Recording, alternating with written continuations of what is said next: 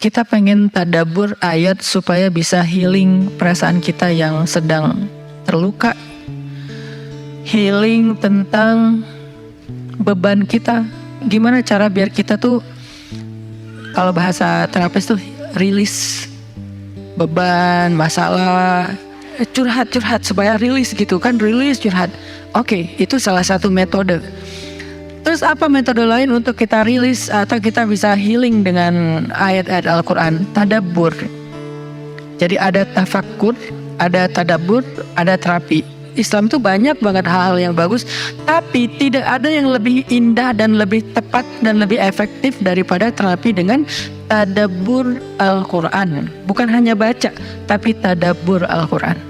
Menghayati, memahami pesan-pesan Allah di dalam Al-Quran. Makanya ketika Nabi punya masalah, obatnya Al-Quran.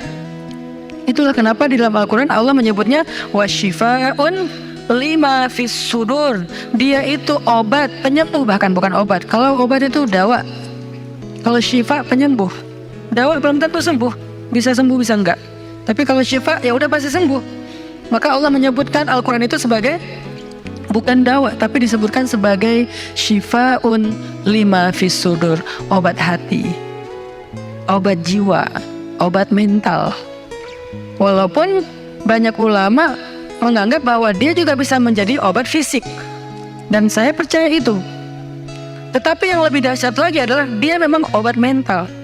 Pertanyaannya, bagaimana menjadikan Al-Quran sebagai syifa, healing? Ayat-ayatnya gimana cara kita mentadabburinya? Semua ayat sama, cuman yang membedakan satu dengan yang lain fadilahnya.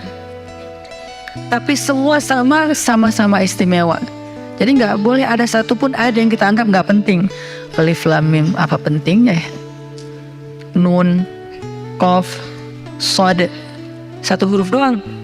Enggak, biasa aja.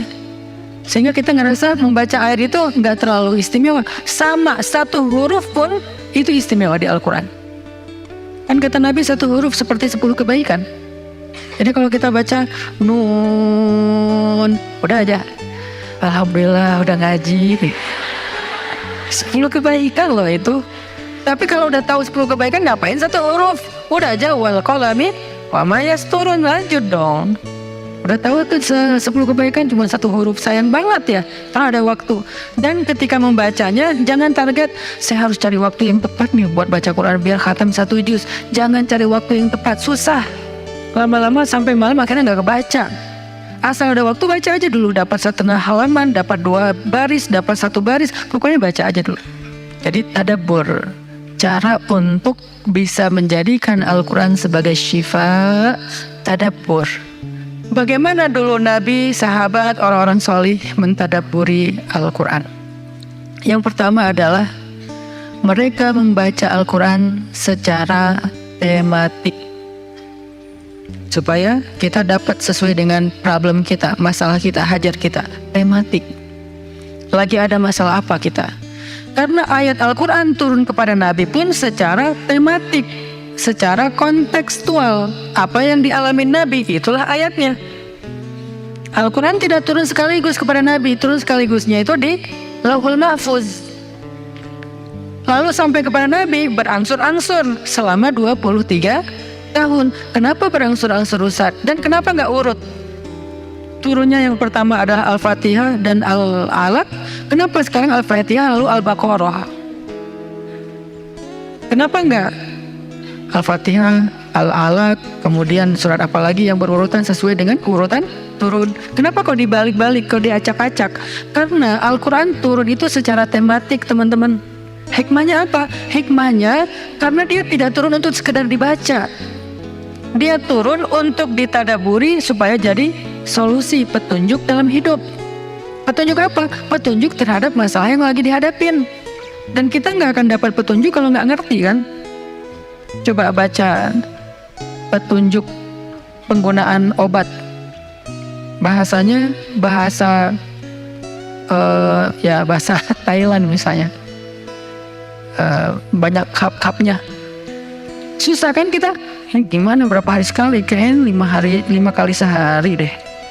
Padahal cuma 2 kali sehari. Nggak bisa dapat petunjuk karena nggak ngerti.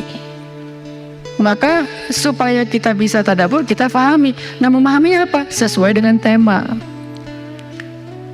Kita boleh aja bagus banget malah baca Al-Quran secara berurutan, tapi itu target baca ya, target tilawah, bukan target tadabbur. Tadabbur beda sama tilawah. Tilawah tetap dia nggak usah diganggu gugat, udah segitu aja. 1 hari 1 juz, setengah juz, 2 bulan sekali khatam, sebulan sekali khatam, itu lanjut aja udah. Karena itu memang target membaca. Tapi target tadabbur beda sama target membaca. Bikin 2 target. Kalau tadabbur memang gak panjang-panjang dan gak berurutan, tematik. Kita mau lagi masalah apa sih? Gimana kita cari temanya Ustadz? 1, bisa nyari ke Simbah Google, ayat tentang, klik keluar.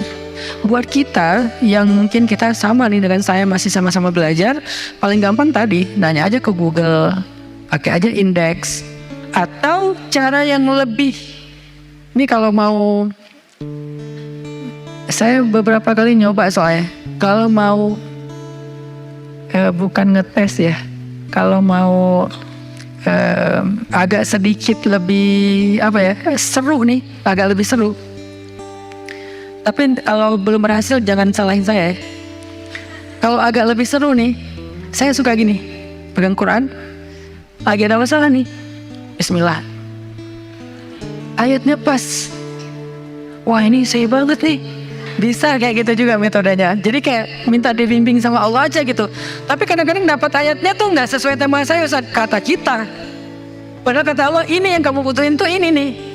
Bisa gitu juga dengan syarat membukanya pakai Bismillah, bukan membuka yang itu ya Allah ya, yang itu ya. Jangan maksa. Allah lebih tahu. Bismillah. Ayatnya tentang makanan. Oh mungkin kita masalahnya emang masalah berat badan mungkin, atau masalah mubazir mungkin, sehingga merembet kemana-mana. Allahu alam. Tapi kalau mau lebih jelas ya udah cari pakai yang tadi, dapat ayatnya secara tematik.